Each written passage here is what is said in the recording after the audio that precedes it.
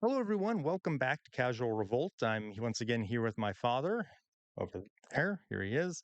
Again, we're two teachers, and we're going to continue reacting to that Jubilee video. Oh, what horrors probably await us.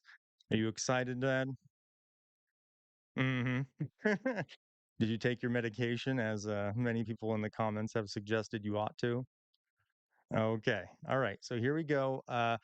The question that they're debating this round is they're still debating if Donald Trump is pro crime and pro criminal. So we will continue with that. And here we go. Good to meet you. Thank you for coming. I appreciate you. I really just more want to get an understanding. When you say pro-criminal, what do you mean? I mean that when confronted with people who've committed criminal acts, Donald Trump has been either soft on them, friendly with them, pardoned them, and of course, let's not forget, I mean, we've got 5 minutes left, I'm surprised it hasn't come up earlier, he's a convicted criminal himself sitting in the White House. Okay, I want to make sure I understand. By the way, that's the first one in history, right, Dan? He's the first convicted criminal to be president. As far as I can remember. Yep. Understand you correctly, because Yes. I don't want to strawman you. No, You're saying I appreciate that. every time that he's been confronted, Not every time. I didn't say the words every time. most times, A lot of the time. a lot of the times, Yes. he's leaned towards criminal activity. I didn't say criminal activity. He has committed crimes. Endorsed criminal. He's been indicted for Correct. 88 different criminal offenses in 4 different jurisdictions by 5 different grand juries. He was convicted himself on 34 different criminal offenses by a jury of his peers. Okay. But let's park that for a moment. Okay. Separate to his own crimes, when Right. confronted with the crimes of others, or the alleged crimes of others, for example, a Chinese crypto billionaire called Right. Justin Sun, who was being investigated for market manipulation, Trump dropped the case, invited him to the golf course, Right, I get invited it. him So to the White House, plenty of and examples, the guy plenty of invested examples. $70 million in Trump's Okay, cryptocurrency. so what I want to ask you That's this. pro-crime in my so view. is it possible, because remember, the burden of proof's on you, right? You have to prove, is it possible that all these things that he's done that supposedly make him pro-crime, Yeah. is there's another reason for the doing it? There's other justification. For example, no, let me He himself just admitted, he's like, and plenty of other examples. Yeah, doesn't that mean that your point is wrong? If Mehdi has all these examples, and so he thinks there might be a different reason for it, all those people being pardoned. I mean, I'm not sure what he means by that. I can see something coming down the pike. Reminds me of Nixon. Yeah. What about Nixon? Ford pardoned Nixon to Mhm. unite the country and move forward. Oh, okay. Yeah. Well, That's what he said. yeah. Okay. Well, let's see. give an example, Yeah, and then you can please. rebut it.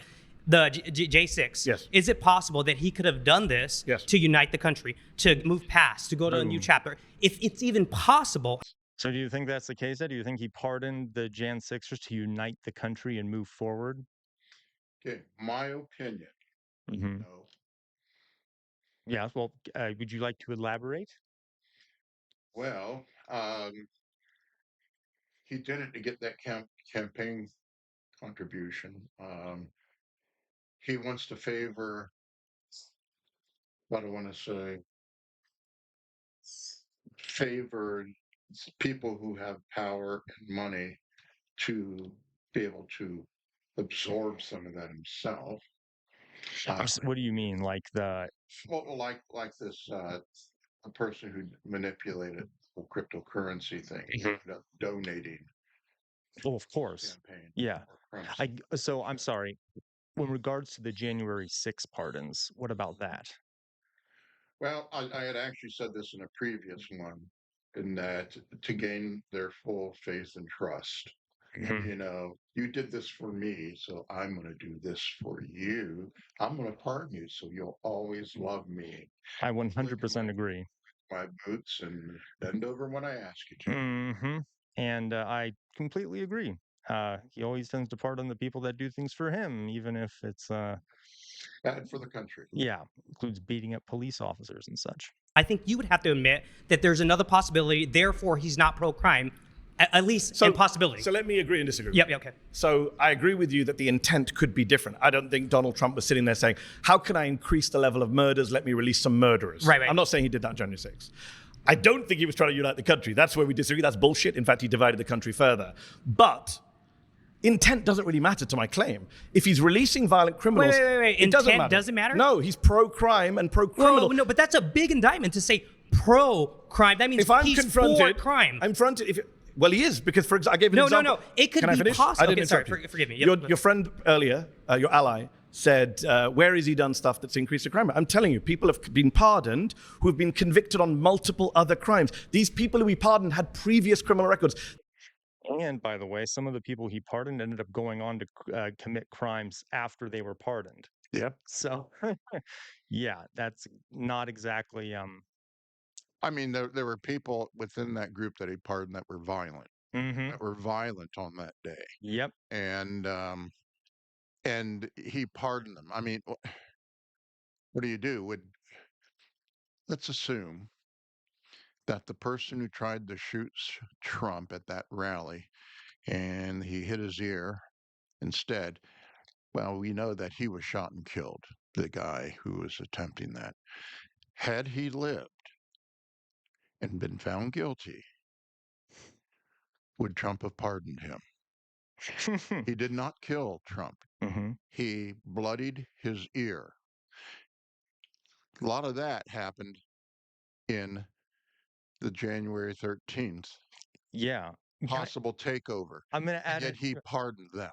Yeah, I'm going to add an inverse to that. Imagine if Kamala Harris was elected and she pardoned the guy who attempted to assassinate Trump. How do you think MAGA would have reacted to that? Oh, horribly. Right? So it's, but that's the thing. If you start pardoning people, then surely the other side can do it too, right? And if the other side does start doing, and yes, I know Joe Biden pardoned his son and things like that, but Trump also pardoned a bunch of people during his first term. But I guess we're saying it's okay for anyone to do the pardoning. And also, too, this isn't just one or two pardons, y'all. Look at his track record as president. And he tends to pardon people that can garner him some type of favors or to reward them for what they did for him. Mm-hmm. I mean, there is this very, very consistent pathway to what he is following. And so this isn't one of these, oh, just one or two. No, there's a history here. Mm-hmm. All right. They were not just some folks chilling around and go, we're against the takeover of our country, we're opposed to rebellion. They were, a lot of these people were already hardened criminals, militia members. He looked at those people and said, you know what? They've been convicted, in many cases, by Republican judges, but I'm going to let them out. Yeah, that makes you pro-criminal. Is it possible? Very much so. And if Joe Biden had done it, you'd be attacking him. Sure. Is it possible that their conviction was part of a plea? It's like, oh shit, I can't get out of this, so I got to take a plea deal. Some of them, maybe. A lot of them, maybe? Others we saw with our own lying eyes on tape, battering police officers. So I want to eventually... Did you watch live on January 6th? What happened? To be completely honest, I'm pretty novice on this. Okay. I'm more trying to target... You're saying he's pro-crime. And in my head, I'm just saying, thinking this logically... let me finish, if I can finish for 1 second. If thinking this... there's a possibility that he might have had other reasons. For example, unifying the country, next chapter, right? That could be the reason. Therefore, it's not pro-crime. There was other reasons. I'm just saying that's a possibility. And if that's I'm saying it's a possibility, but I'm saying it's irrelevant because if you're knowingly releasing violent criminals out into the community, pardoning, not just releasing, then yes, you are being pro-criminal. And I've interviewed police officers. I don't know about that case. I've interviewed police officers who have been assaulted, beaten, had to retire from the police office, broken bones. Can I move really quick? I'll finish very quickly. I'm just going to pause real fast. I always tell my students that when it comes to looking at what politicians, when you're looking at a politician, look at what they do, not what they say. So yeah, let's say Trump did say he's trying to unite the country or something like that. Okay, anyone can say anything. What does the evidence show? What are his actual actions show? And we definitely see a pattern of actions where he pardons people who have been, as my dad said, have supported him, who are have done things for him. Okay, so yeah, you can say. And by the way, I'm talking about Democrats and Republicans. Always look at their actions, not their words. It's easy to say things. It is, you can say whatever you want, but what do they actually do? I've interviewed these police officers. They've been beaten by people who they've then seen walk off the streets and then carry on threatening them. Yes, when Donald Trump is responsible for that, you're definitely pro-crime. Okay, I doubt a lot of the sources, but... You doubt police officers who testified to being assaulted? You've been voted out by the majority. Please return to your seat. Thanks. Plus, it was on camera, so I don't know. Hey, how's it going? Good. Nice to meet you, Mehdi. So you claim that. Oh, look, Dad, he's wearing a cross. Do you think he's going to be a good Christian boy?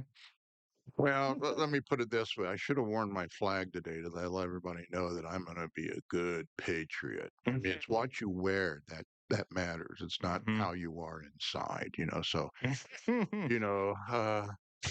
God, just look at that angelic look. I'm sure he follows all of Jesus' teachings. Do you remember when Vladimir Putin, when George W. Bush went to visit him? Oh, And I know, and he wore a cross. Putin wore a cross that he said was his mother's, and he talked to Bush about how, oh, my mother was so devout, and I'm so devout, and I'm very Christian, and things like that. And Bush bought it hook, line, and sinker. yep. Because Putin knew how to manipulate him. Anyway, that's what that kind of reminds me of. But we don't know what he's going to say, but I'm guessing it's not going to. All right. I mean, let's put it this way. Since you mentioned Putin, I'm sure he's a devout Christian because, you know, it, we're not allowed to judge people. I mean, Jesus has one of those things, don't judge us lest ye be judged. And a lot of Christians really believe that. Anyway, and so that's basically what Putin is doing in Ukraine. He's not judging the Ukrainians. He's just sending them to God so God can judge them. Oh, that's what makes him a Christian. I get That's it. right, Okay. because he's helping God out by sending them to God. Right. Sure, that's how he would justify it, right? Right. That's insane. Yeah. All the mass slaughter, very Christian of him. Yeah, he's sending them up to heaven to Right. God. Insane. That your main claim is that Trump pardoned some people from January 6th. By the way, I was there. I saw it all firsthand. About a football field away. There's smoke in my eyes. Bloodied. It was a crazy day. Were you convicted of any crimes? No, of course not, because I didn't enter the building. Stayed very peaceful. But your entire claim is that he That's pardoned. not my entire claim. Your bet's basically you keep bringing it up. All you do is bring it up. Okay, I'll mention Well, some other let people. me say this. Are you Let me say okay with this. his pardoning of Paul Wolchak, who stole money bring from this his up. employees? You keep talking or about 9 former pardoning. members of Congress. You That's keep my talking claim. about pardoning. He keeps pardoning criminals. That makes him. You know who else pro-criminal. pardoned a big criminal? Go on. Hunter Biden was pardoned by his father. How did he did done crack that? cocaine, He should have done and that. he had hookers there too. I'm with you all. I'm with you all. But then why don't you claim that check my Biden? Twitter. Why don't you claim that I Biden think Joe is Biden in that pro-crime? instance was pro-crime. He shouldn't have done it. Well, he so shouldn't he have was done it. overall. See, okay, here's the thing. I agree. Yeah, I don't think Joe Biden could have pardoned his son. That being said, how does it support your argument? It's whataboutism, right? It's a logical fallacy to say, oh, well, but this person did it too. Okay, does that make it right then? Like, as in, does that make it right for the person you're supporting to do it? If you don't like that this other person, it doesn't. It doesn't at all. If anything, it proves the fact that doing these pardons Trump shouldn't be doing these pardons. I don't. Yeah, Yeah. yeah, that reminds me of something my parents used to say. So if your friends jump off a cliff, are you going to go follow them? Exactly. Okay. Yeah. Yeah. At this point in time in my life, hearing people like this guy, oh, mom and dad made sense. Mm-hmm. But there's a huge difference here. Once again, you got to get context in this. People don't want that. They don't want to take the time to use a few brain cells to understand the context. And so this is where the context comes in. Yeah, I don't think Hunter Biden should have been pardoned. Okay. Um, However, he was. He was before he was found guilty of anything. Okay. Uh, it looks like he was guilty, but he wasn't found it in a trial of his peers by we the people. And so what Trump is doing, he's pardoning a hell of a lot of people who have been found guilty by judges, and as Mehdi said, by judges appointed by the Trump administration, um, and also to and by juries and Juries of citizens, regular citizens. yeah, They're we the people, the peers, they've been convicted. The evidence is out there. There is a difference with that. Doesn't mean that I agree with it. No, I don't agree with Biden being Hunter being let off. That's a fair point, actually. Yeah. But this is very different. Hmm. I mean, it just well, All right, here we go. You okay over there?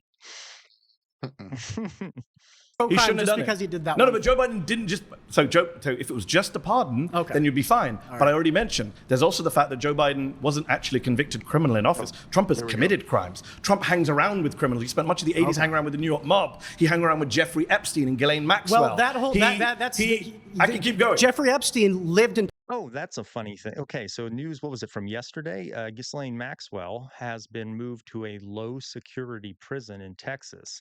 One of the worst, I guess, sex trafficking criminals of all time. And Trump's administration and such pushed to have her moved to a low security prison in Texas. Amongst other things, Trump said that, he wishes her well. When asked if he would pardon Ghislaine Maxwell, he said, "Oh, I haven't thought about it, but I could do it." I mean, why would you say that about one of the worst sex traffickers in history? I mean, it blows my mind. And he was very close. I'm So gonna say speaking about being pro-crime, I'm gonna say in modern history, hmm God knows about Caligula and oh Rome. well, yes, So in you're right, modern modern history, history. But my point being here, right, in American history, right, one of the worst sex traffickers, is just all the Epstein stuff is insane, and very pro-crime, if you ask me. West Palm Beach, the area, and that's the closest golf course he could go to. Do you think? And he's very, do you very think rich, Donald so Trump he is in the paid. Epstein So he files? paid. Do you think Donald Trump is in the Epstein As soon files? as Trump found out, Do you think Donald Trump is in the Epstein files? No, I do not. And here, What, is Elon Musk lying? Ooh, okay. How much you want to bet, Dad, that a lot of the people in the audience are not gonna, a lot of folks, don't a lot on his side of the political spectrum do disagree. I do think, are very much into the Epstein stuff. Mhm. He probably will be voted out soon, I'm guessing, if he starts making comments about Epstein not being, and I'm just curious to see how the audience reacts. Let me explain this. Okay. He lived in the area in Mar-a-Lago, near Mar-a-Lago, so he bought, obviously, a ticket to go in there. Yep. As soon as Trump found out that Epstein had done all those bad things, immediate ban That's from not true, Mar-a-Lago. but okay. Immediate ban not from true. Mar-a-Lago. Yes, it No, is. no. Trump actually recently said that the reason he banned Epstein from Mar-a-Lago was because Epstein was stealing workers from him. so it's one particular worker too. Yeah, yeah. Who said that that wasn't his story isn't what really happened. Yeah, so it wasn't that Trump was upset that Epstein was a massive creep, okay, and did all those horrific crimes to children. What bothered him was that Epstein was taking employees from him. And so anyway, he actually admitted that recently. And like, how incompetent do you have to be? I mean, why wouldn't he just lie about it? Like he's so incompetent he couldn't anyway. So yeah. Yes, it is 100%. In fact, Ghislaine Maxwell recruited some of the girls that were abused from Mar-a-Lago. So listen to this. From Mar-a-Lago. That's pretty outrageous, right? Elon Musk tweeted that out in a fit of rage, okay? Do you really Sometimes people tell the truth when they're angry. Do you really the truth comes out when people are angry sometimes. So we might see that today. Kash Patel literally said that Elon Musk had no access to the Epstein files. So, Kash Patel said that Epstein killed himself. Do you agree with that? Whatever he says goes then. Yeah, I don't care. You do? He knows more information than I do. A lot of MAGA people are upset He knows with more Kash Patel information for than I saying do. But here's the actual claim. Suddenly people are trying. Go ahead, Dave, sorry. What I want to say is that when he said that, the White House said that Elon Musk did not have any access to the Epstein files. Well, I guess my question is, there was an Epstein file. There wasn't an Epstein file. There was an Epstein file that You're right. the names. Then there wasn't an Epstein file, and then there's nothing really important in the Epstein file. And so, so Elon Musk, could he have seen the Epstein file? God only knows, because, And what my dad's referring to, by the way, is, the Trump administration has continuously changed their story on this. First, they said there was an Epstein file. Then there wasn't. Then, yes, there is, but we're not going to release it. Then, like, they keep going back and forth, right?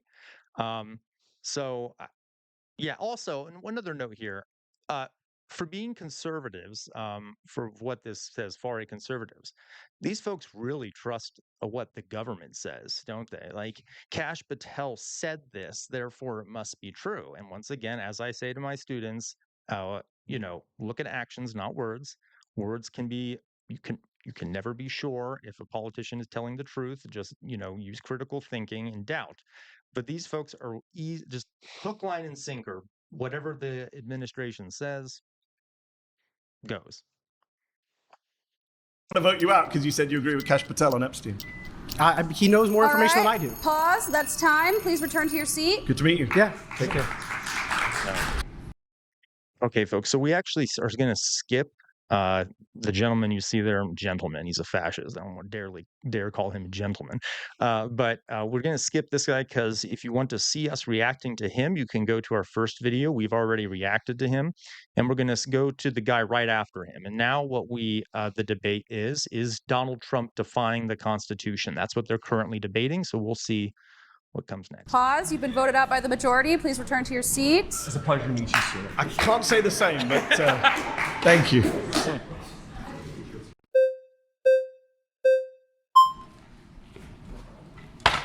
Whoa. Good to meet you, man. Good to meet you, sir.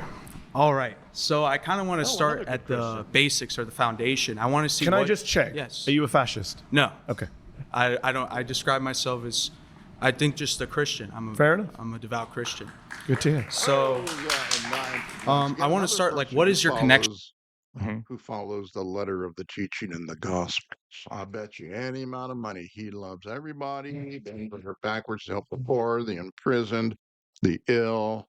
I'm sure he does that all, and he doesn't do it with what leftover change he has. He does it with his last mite or cent. His last, yeah, Widow's mite thing. I guess we'll find out. Yep. To the Constitution, and why do you love it so much? Like, what makes it so important that Trump would defy something like the Constitution to you personally? Great questions. My first connection is I'm an American citizen. I naturalized American citizen, took a pledge to this country, to the Constitution. As a previous speaker has said, Constitution's not perfect. A lot of things I don't like about it. I don't like the Second Amendment. There's various amendments. I don't like the way the Senate is set up. I'm sure there's things you don't like about the Constitution. The difference is, I don't think you can just illegally defy the Constitution. I don't think each and every one of us can just make up whatever we want. Certainly presidents who are elected with an oath, right? Donald Trump took an oath to preserve. So a couple things on this. I'm sure my dad will want to make a comment too, probably. But yeah, the presidential oath literally includes an oath to uphold and protect the Constitution. And another point here is that I have found, I don't know about you, Dad, but I have found that when I have taught students who are immigrants, they typically have a better understanding of the Constitution than Americans that were born here. Because as part of the immigration process and to become a citizen, you typically need to take a citizenship test. And you have to have a deep understanding of the Constitution and the amendments and such. And I have found a lot of the times that immigrants have a better understanding of it and like it a lot and are really into the Constitution. Because that's actually one of the reasons why a lot of immigrants move here, is because of some of those provisions in the Constitution. Do you want to add anything, Dad? No. Okay, never mind. Defend the Constitution. And now when he's asked on television, isn't it your job to uphold the Constitution? He said on NBC, I don't know, which goes against his oath. And I'm identifying specific amendments where he is violating. He's only 6 months into his presidency, defying the First Amendment, the Fourth Amendment, the Fifth Amendment, the 14th Amendment. He wants to defy the 22nd Amendment and be president for a third term. This is the problem we have right now. Free speech is under assault. The free press is under assault. Due process is under assault. The right to be in your home and not be invaded by federal agents, the Fourth Amendment, is under assault. So that, for me, is a problem. Okay. Well, I'd like to start to say I really don't find the Constitution that important. I find it to be like a 300-year-old document. And it was created to defy the... Back. I was waiting for that. Oh, it's a document. It's 300 years old. Mm-hmm. Well, guess what? The Gospels are about 2,000 years old. They're even older. And you said you're a Christian. So you believe in writings from almost 2,000 years ago? How could you? That's older than the Constitution. thing there, buddy. Yeah. I'm sorry. I just The other thing too is the Constitution, yes, it was written 300 years ago, but it hasn't stayed static. It has changed over time. There've been multiple amendments to it, what, like 20 some amendments? I should know this off the top of my head. I teach it. But anyway, and um, well, for instance, it used to be that the Senate wasn't elected by the people, mhm, but now it is. Used to be slavery was allowed, mhm. and now it isn't. Now it isn't. Women didn't used to have the right to vote. Now they do. So it's a living Uh, document, yes. not a And frivolous living document. yeah, and my question would be, what does he propose we do instead? Just scrap it? Right. Because one of the things the Constitution does is it creates order. And I know I sound like a government cuck here or whatever, but if you get rid of it, then anything goes unless you create a new document or something. It's what structures the government. It adds order. It makes it adds a process to everything we do. Um, so I don't know what he would think we should do instead. Go And ahead, Deb. let's say, and if I can add too, that was one of the real issues with the colonists over here, especially starting in the 1760s, is that, they were always told that they were English citizens, and yet the government of England did not uphold that. They did not give them their rights as English citizens. If you read the Declaration of Independence, you'll read that's a big issue. We may actually do a video where we read through that together. That's But right. anyway. And so, without a series of laws, or in this case, about foundational laws like our Constitution and the Bill of Rights are part of the Constitution, is that, without that, there's no guardrails. I mean, you got to have guardrails because of dangers like back then. What? I'm an English citizen. I have there's the right of habeas corpus that was suspended for the colonists. Um, I have a right to peacefully protest. That was one of the basic, what they call the English Bill of Rights, which is not quite like our Bill of Rights, but it was forced upon one of the kings to Yep. to say you got to respect us. Yeah, Well, the British government sent British troops over to occupy the city of Boston, and remove people from their houses, so to quarter their troops in the houses. I mean, there that were, was illegal by British law. yeah. And a lot of those colonists who viewed themselves as English citizens with English rights suddenly felt like a colonized people, which is how sort of they were being treated to a large extent. Um, Yeah, yeah. and you hear, if you ever read some of the documents from some of these some of the anti English British government, it was like, give us our rights as English citizens, give us our rights. And when the king eventually said no, then that was when, okay, fine, then we're going to create going to cast you off and create a system where we have a set of laws that apply to everybody. And do this. And so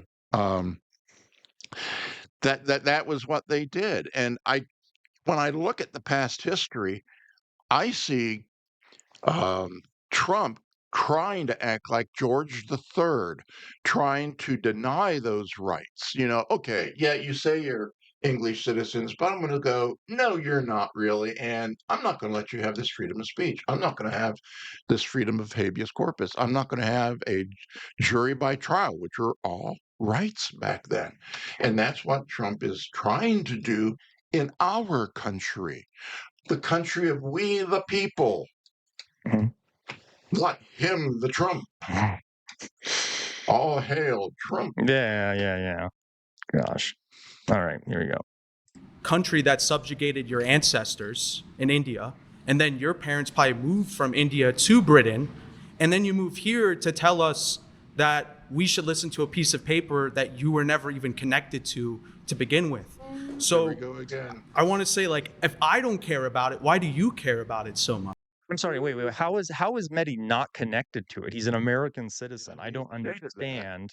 And if this is going to be one of these bozos who claims that, you've only been here a short period of time, because I did just the way I am. I'm a bigot. Mhm. That is ridiculous. How many people have been here for generations. And once again, you should be judged on what you do today, not on what your ancestors did. Yeah, honor that and be proud of that, but don't rest on that. And that's what they want to do. Oh, I've been here longer than you. Therefore, what? What? So why does it matter to him? He's a citizen. Good God, buddy. And what is your ancestry? Yeah, I was about to say, doesn't that mean mean that all of our ancestors must not have had any connection to it either, because they were all immigrants at one point as right? well. Hey, Merry Christmas. Oh my! How do And by you the run a way, Oh, I go ahead. do want to say one more thing. Back when the Declaration of Independence was voted on and adopted, and then later the Constitution. Well, later, first of all, our first Constitution was the Articles of Confederation. They didn't work out. Mhm. So they came up with the Constitution we have today and then tacked on the Bill of Rights, a series of amendments, 10 of them to finish it off. But the point I'm making is if you looked at the colonies were made up of different people also. I mean, yeah, there were English here, but there were also Dutch. There are also German. There are also French. And I could go on and on and on. There were people of the Jewish culture here, Catholics, um, Protestants. And yet the Constitution was made for all of them, even if you just came over.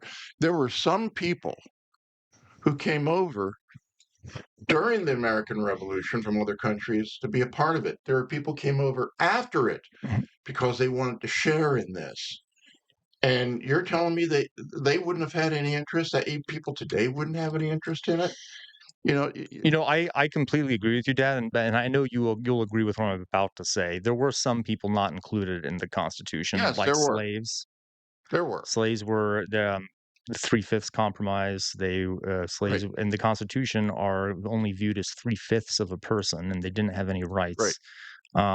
So there were some groups left out. Women were pretty much left out, to be honest. Native Americans were kind of left out, but yes, you're right.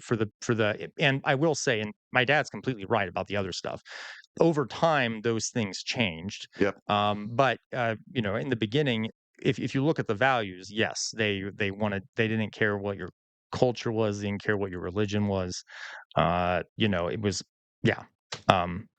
So country without any kind of laws or due process. I- And by the way, you do care about it, because without the First Amendment, you wouldn't be sitting here. Well, I agree with the First Amendment, and I think. So do you every agree with country- Donald Trump's crackdown on the First Amendment? He's imprisoning people for their speech. He's threatening free speech media organizations. He's threatening peaceable assembly. These are all rights under the First Amendment. Why aren't you bothered by that as a conservative who claims to love the First Amendment? So I don't like the First Amendment. I like free speech. Okay, so the First Amendment is what guarantees free speech. I'm it from the UK, guarantees by the free way. speech. I'm from the UK. Yeah, and you guys. So, Dad, what does the First Amendment guarantee? It guarantees freedom of speech, freedom of religion, freedom to peaceably assemble, and freedom to petition the government for redress of grievances. Am I missing any there?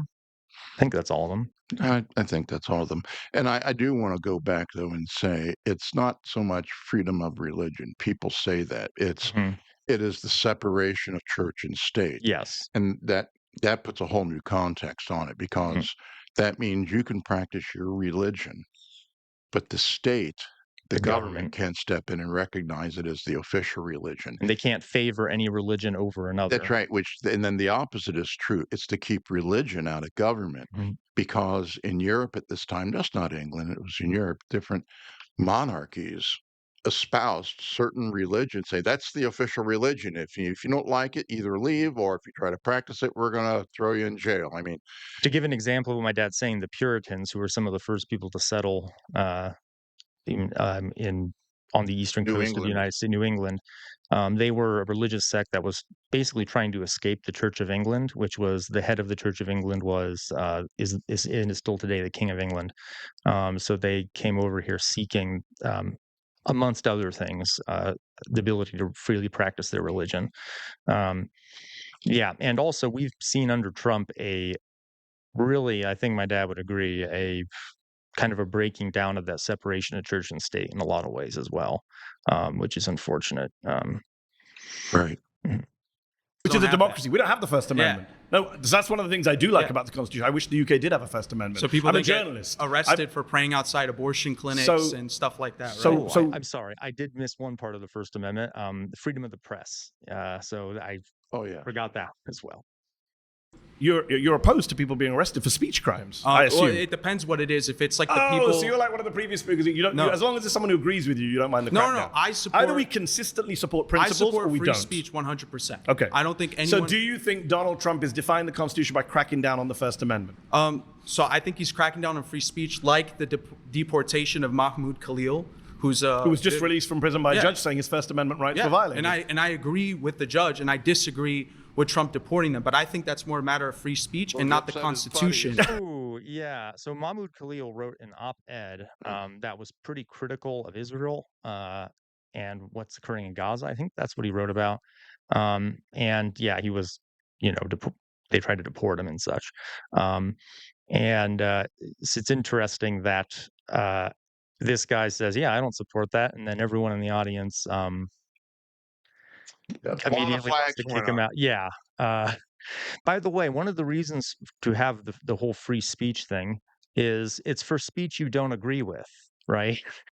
Yeah, people can say what they want. It can be unless you're threatening someone or something like that. But it wouldn't really make sense if it was only protecting speech you liked, right? Because then the government could go after anyone's speech they didn't like. And one of the things too, once again, you go back, King of England, whether it's the King of England, France, or whoever the monarch was, wherever they were, um, it was the idea of that the kings and queens surrounded themselves with cronies.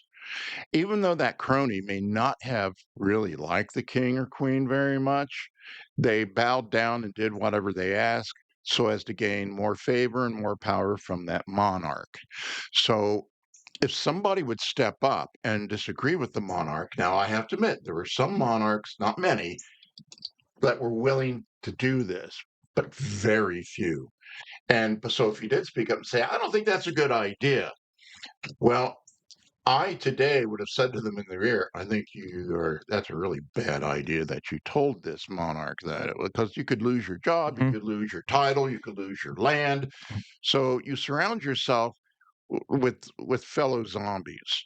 By the way, so I tried to interrupt you, but this actually is a perfect point. You'll see that in my my channel, the image of my face I use for my channel. I'm wearing a jester's hat because court jesters, one of the roles that sometimes they had was to criticize the king or the queen, but they could get away with it because they were dressed like fools, which is why they're called fools. So they could like point out to the king, "Hey, this is really stupid what you're doing."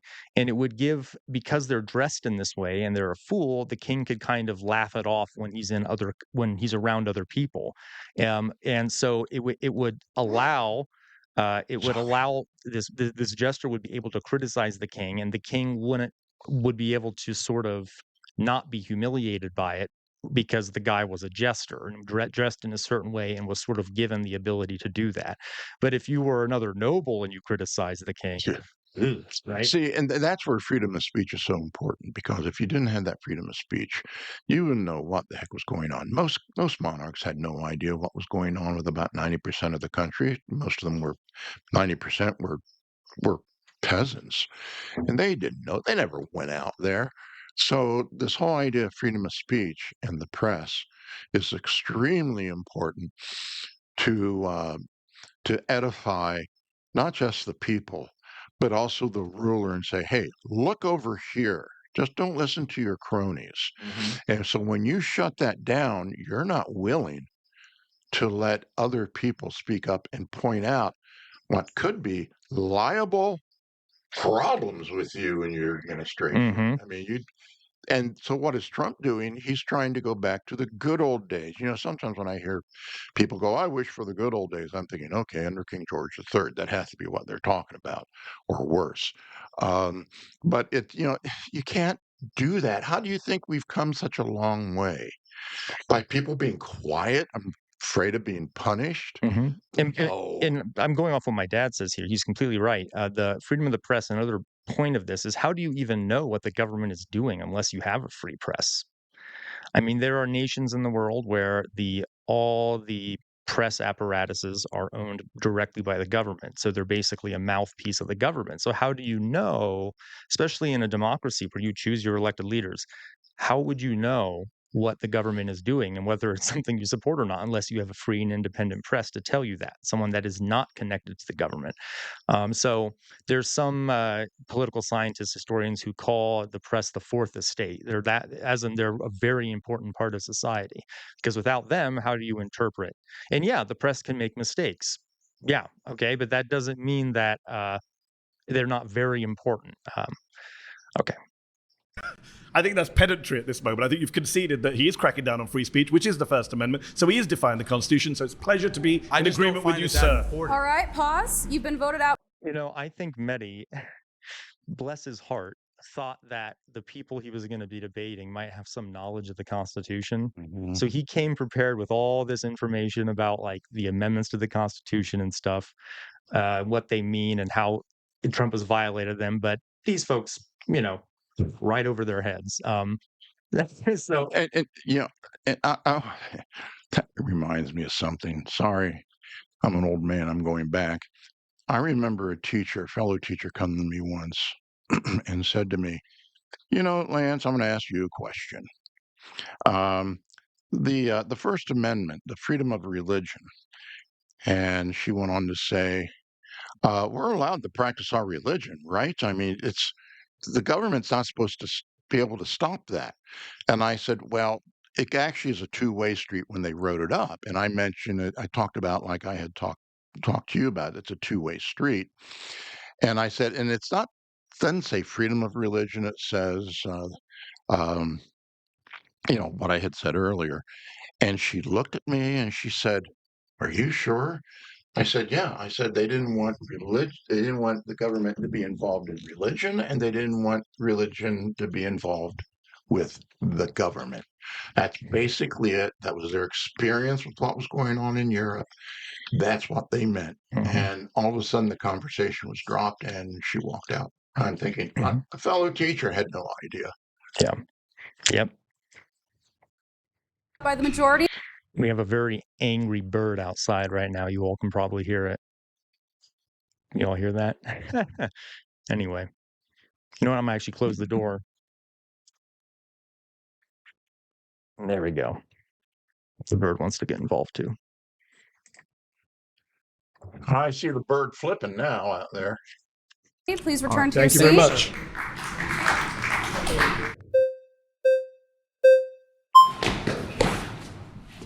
Good to meet you, sir. I'm Mehdi. Mehdi, great to meet you. My name is Kai. Do you, Mehdi, believe that the Constitution is important and good? Overall, yes. Do you believe that that Constitution can be eroded through democratic processes? What do you mean by erode? The original intention of the Constitution being destroyed through a purely, democratic or legal process. I'm not sure I agree with that. Okay. I think if you're democratically amending the Constitution per the rules of the Constitution, that's fine. If we could find a constitutional way to get rid of the Second Amendment, I'd be pro that. So let's pose a hypothetical wherein the entire population of the United States has drastically changed. Yes. And the population now has completely different intentions about what to do with the country. Let's say it wants to give it all back to Mexico, dismantling the United States of America. If that's the case, then what's the use of the Constitution? It hasn't defended the country. In fact, it's allowed for its destruction. I don't understand the premise. How did the whole country change? What do you think about that, Dad? If the Constitution is used to dismantle the country, go ahead. Well, that was one of the premises of the whole U.S. Civil War. The South, the slaveholding states felt that they had the right to go against the Constitution and to break away. Whereas the North under Lincoln said, "No, you don't. Come on." And it turned out Lincoln was right. I mean, he was right from day one. The Constitution, you're not allowed to break away according to the Constitution. Okay. Yeah. The other thing too, I will to add on to that. can't really imagine a scenario where it would be used in that way to just like to give back all the land to Mexico or something. It's supposed to, in theory, it's excuse me, the Constitution creates a democratic process. So let's say sometime in the future, most Americans vote to give chunks of the country back to Mexico. Okay, I don't really see it happening, but if it did, yeah, that would be And part of the Constitution, but that's the democratic will of the people. it's So extremely difficult. And I want to mention something here. I guarantee you, if we bring anybody, if we could do this, bring them back from the 1700s, around about, the 50s and 60s and 70s and the 1700s, they would look at our country and go, what the hell has happened here? And I'm not even talking politically. They were going, this wasn't what we thought. This isn't what we thought. So the country has changed a lot. I guarantee you, 100 years ago, the food of choice of people watching a football game or having a get together party wasn't pizza. It was not. I mean, we have changed quite a bit from as simple as what foods we eat to how we believe things. mhm. And which also then brings me to, if he's going to bring up the original meaning of the Constitution, and I know this has happened several times already with Medi and the Second Amendment, and I know people roll their eyes, but if you're going to go to what did the founding fathers mean? Well, here's what the founding fathers really meant. You'll find this in their writings. Remember what my dad said earlier, context is very Yeah. important. Go ahead, Dad. Second Amendment. Prior to the American Revolution, there were 4 wars that was fought between Britain and France, and that included the colonies. The last of those wars, we tend to call over here the French and Indian Wars, and the In French, Europe, it's called the 7 Years' War. yeah. And and bottom line is the British won. And when I say the British, the colonists were British at the time. The colonists pitched in to help. The colonists formed militias to protect their towns from French and Indian attacks. That's when militias were starting to be mandatory. Okay, every able-bodied young man, I think depends upon the community or the colony. It could be as young as 14. It could, and it goes all the way up. Was required to own a gun. And once a month, come together in the village green and practice shooting the gun, practice marching, be ready for a possible attack. And then when all hell broke loose in that fourth war, the the the militia has actually joined up. Matter of fact, Washington was a British officer. He was commissioned during that last war as a British officer by the British, and he commanded the Virginia militia. That's what the militia was created for. And there were laws saying that you had to own guns and you had to practice with them. Also, too, the city elder or whoever the mayor was, or whatever they went to call them back then, because they're different names, most communities kept a list of, okay, this household has 4 guns, they have 4 men old enough, so yes, they have it. They were required to go, look, the militia was, I have a gun, and then it would be recorded. And by the way, I'm sorry to interrupt you, Dad. I'll let you finish. The kind of guns that they owned at the time, you're about to say that? Yes. Go ahead. I'll let you do it. Which now brings me to part 2. What type of guns were they requiring them to have, which they meant when it came to the Second Amendment? Single shot muskets. Load it, fire it, load it again. A good British soldier could load and fire under stress in combat his musket 4 times a minute. 4 times. Okay. The best British soldier. They were trained and trained and trained. Your typical militiaman was lucky to get 3 shots off a minute. Okay, and the best out there were the Prussians. They were training them And by the yeah, 5 a minute. right. But in the same time, those muskets were extremely inaccurate. They were smooth. Most of them were some of them weren't, but most of them were smooth bore. So the bullet would just kind of out. Yeah, and to be honest, that extra round of firing, for instance, the British could fire, let's say, 1,000 men could fire 4,000 musket balls in a minute. The Prussians could fire 5,000 musket balls in a minute. That extra 1,000 could make a huge difference. Yeah, but Okay. even then, and I think my dad would agree, most of those musket balls wouldn't even No. hit their target. Now, So if you go by what they say back then and what they were familiar with, it was these single shot loading muskets, not AK-47s and weapons like that, that when pull the trigger would be fire off enough uh, bullets to wipe out a classroom full of kids in a second or two. You know, so if we're going to go with what did they mean back then, then let's go with it. Fine, own those muskets, people. Go ahead. You know, yeah, and uh, yeah, at the same time too, and my dad knows it too, the Second Amendment clearly says a well-regulated militia being necessary for the defense of the state, the right of the people to keep and bear arms shall not be infringed. It even says in there that it should be well regulated. yeah, and that's one of the things. It's they talk about a militia, and that dovetails right in with what I was saying. And in terms of it was used to protect the things. Now it was carried over eventually to protect themselves against the British, but they didn't suddenly go from single shot smoothbore muskets to automatic weapons. That just didn't happen. Yeah. And I will say there is part of this too. The British went after the colonists' store of muskets and powder at Concord. There was something called the Battles of Lexington and Concord, where the British Army left Boston to go seize arms from the colonists because they were afraid of an uprising. And so part of the Second Amendment too was ensuring that the government, that wouldn't happen again, that the people would be completely disarmed. So it's not like my dad and I are saying that you shouldn't be able to own any guns, but definitely regulate that shit, please. Yeah, and once again, I guess the bottom line is it depends upon how you view the Constitution. And obviously, this person here said, what was originally meant by it. So that's why I brought this up. If you're going to go with what was originally meant by it, but then you kind of make a face when he brings up the Second Amendment. Mehdi brings it up. It's like, okay, be consistent, buddy, or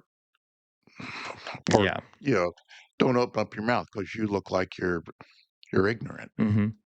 Just look at a list of the number of gun deaths in the United States compared to other countries. It's embarrassing. I just wanted to add that at the end. And trust me, as a teacher, and my dad probably would agree with this, it's kind of traumatizing every year to learn run if you can, hide if you can't, fight if you must. That we have to learn what to do if someone comes into our school and tries to kill us. Just something to think about. Change. Demographic replacement, mass migration. I mean, we're seeing a change in demographics, and there's what is I do want. Okay, so what is that called? That's called Great Replacement Theory. Yes. That was originally a Nazi. I'm not exaggerating. That was a Nazi idea from American Nazis. The idea that people of color are coming into the country and slowly but surely genociding white people by outbreeding them. Okay, and having more children than white people. It's complete nonsense. And on the other thing too is I'm sorry. Who cares? I don't care if there are more people who are darker skinned than me. Why? What is it, like an aesthetics thing? You think white skin looks better or something? Like, who cares if I more get sunburned and blistered? Yeah. Like, I don't understand, why do you need to be surrounded by people with light skin? It's kind of strange, because we know why. It's to them there is a difference in character. They think there are racial differences between people in terms of intelligence and stuff. It's obviously racism. And it isn't just the color of the skin; they also included cultures too. Some cultures should not be here.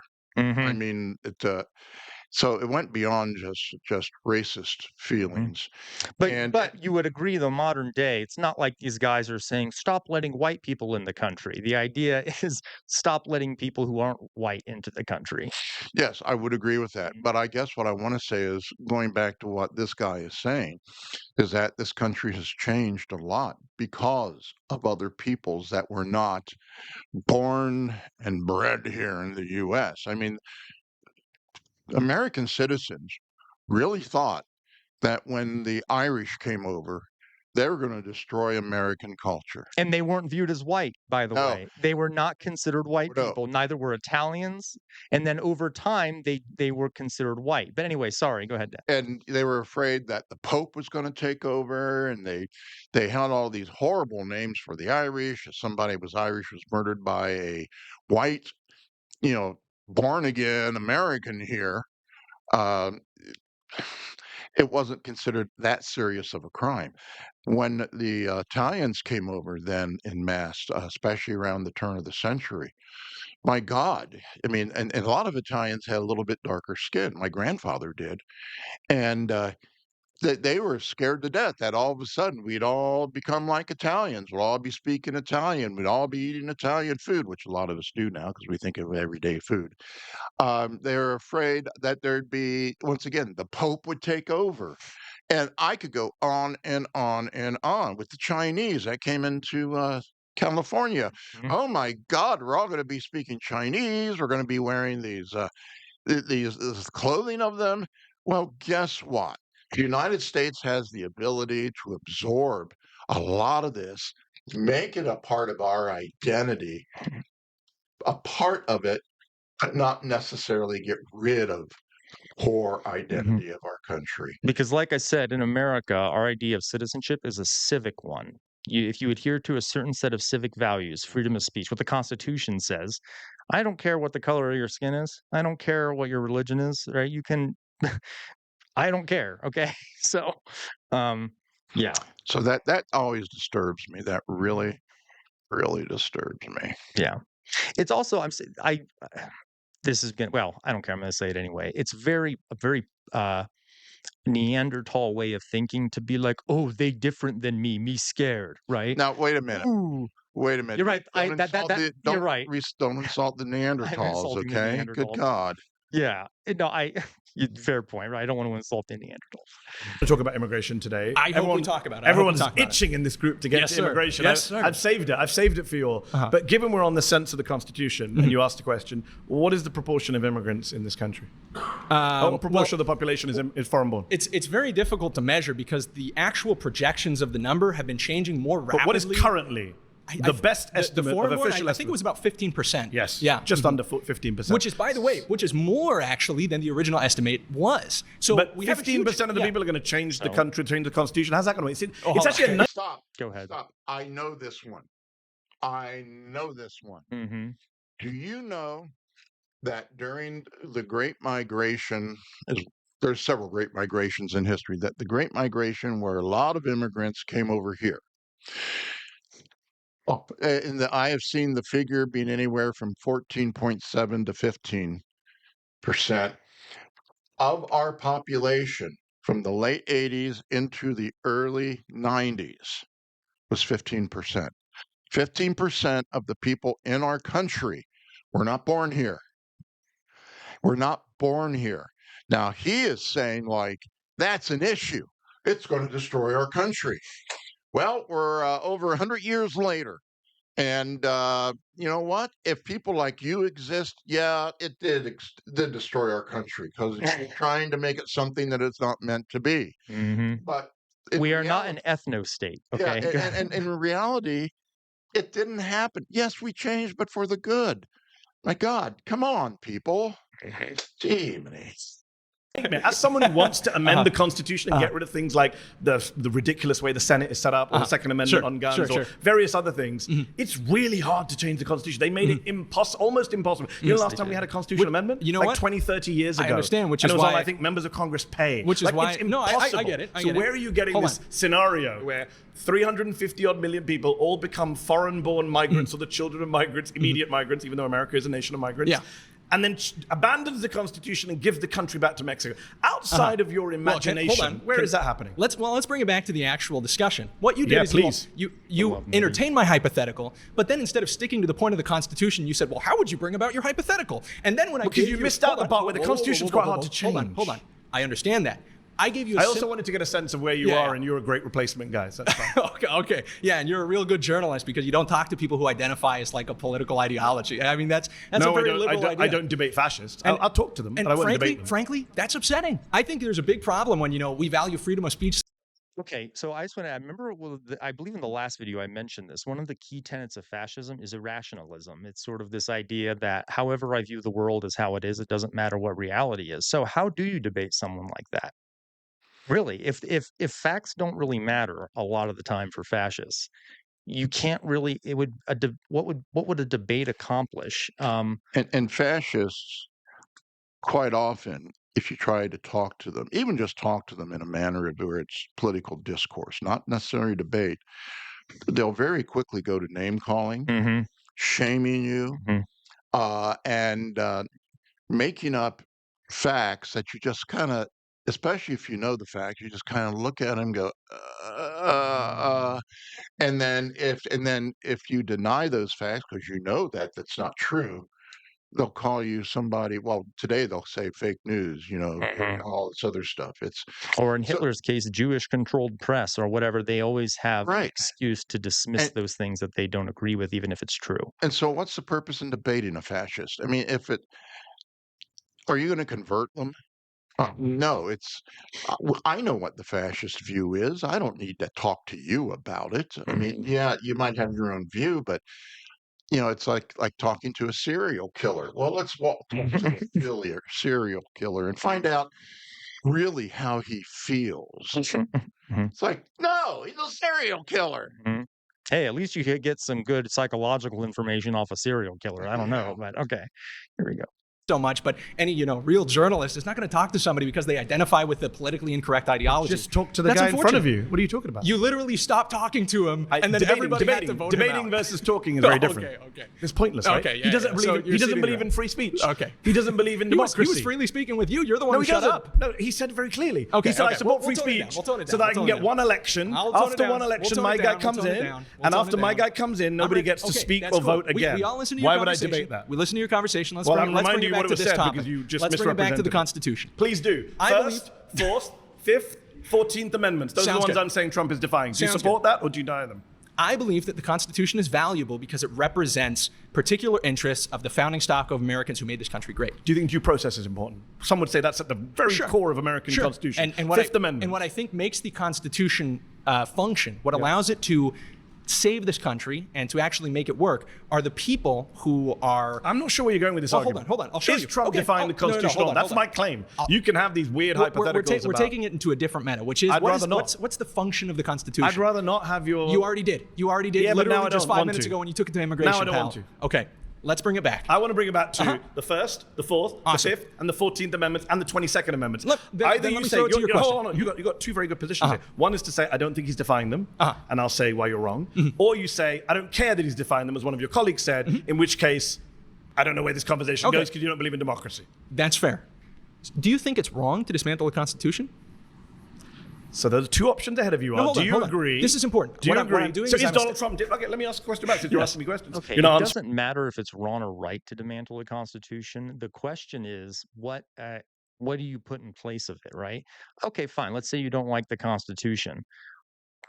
How are you going to... What are you going to do instead then? Because that it structures the way things are, right? So even if you don't agree with it, anyway, I just don't understand. It's so foreign to me, this idea. Anyway. During the basic point, do you think Donald Trump is dismantling the Constitution? Can we agree that Donald Trump is dismantling? Because I'll agree with you on that. I think he is dismantling the Constitution. I think he's illegally, unconstitutionally. I think he's interpreting it in ways that are more... Which judges do not agree with him on. Okay, hold on. Which the Supreme Court has not agreed with him on. And the judges don't agree with the people who wrote the Constitution. How do you know that? Okay, let's take your example of the Second Amendment.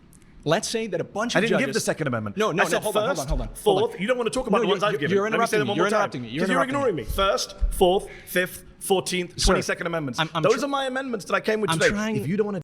So the Fourth Amendment protects people from unreasonable searches and seizures. You have to have a warrant, and the Trump administration has basically been busting down the doors of people suspected of being undocumented immigrants without, proper documentation to do it. The Fifth Amendment um, protects due process, that everyone who's charged with a crime has a right to go through the legal process. And Trump has on the Trump administration and ICE on multiple occasions have utterly circumvented any sort of due process for these people, for a lot of folks, sometimes even American citizens, by the way. And I'm not quite sure what the other amendment he mentioned was. I'll see if I can hear it again. I think he mentions, was it the 15th Amendment or whichever amendment, the amendment that basically says that if you're born in the United States, you're a citizen. And so, which Trump is basically told the government to ignore. And Matter of fact, he signed a what they call it, executive order. executive order Hmm. saying, don't worry about that part of the Constitution. Hmm. And a judge recently spoke up and said, you can't do that. Yeah. So Mehdi's right, as most of the time, right? Debate them. Just say so. I'm trying to understand your Just say ideology. so.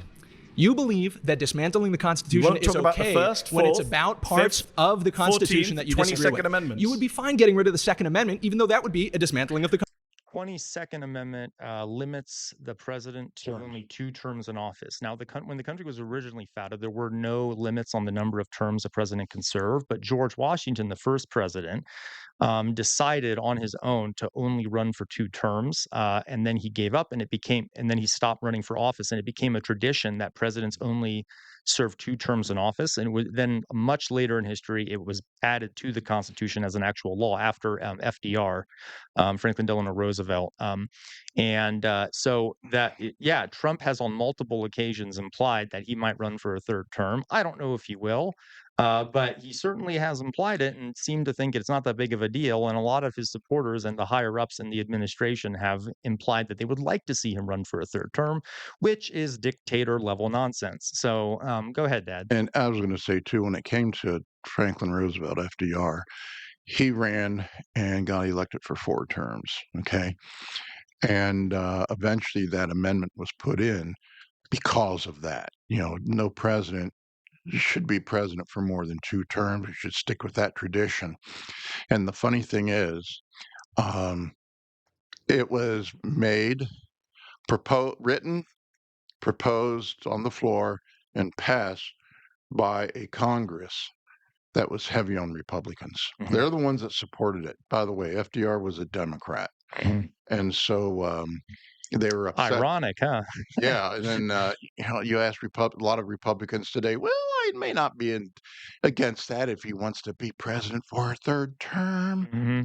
There are ways you could probably get around it, like if you were to be vice president and then run as a vice president and then have the president resign, you'd be president again, perhaps. These are all debated, but it's still illegal according to the Constitution. You cannot be more than 2 terms, and that's to prevent someone from becoming a strong man or a dictatorial-like personality who just keeps getting reelected over and over and over again and never leaves. Well, part of the issue, too, with why there are some people who think he can be, because it actually says there you cannot be elected for a 3rd term. Mm-hmm. Elected. Mm-hmm. Which brings me up to what my son was saying. Let's assume, oh, God, I hope there's on this one. J.D. Vance runs for president, and he picks Donald J. Trump as his vice president. And what happens is that if something happens to JD as president, then Trump can step in because he wasn't elected. However, the caveat is that if you serve 2 years or more as a president, a vice president that becomes a president, that's considered a term. So let's assume something happens to JD. He swallows and chokes on his words one day and he drops dead. Trump could step in, but could he really, if Trump's going to be that president for 2 years or more, he can't do that.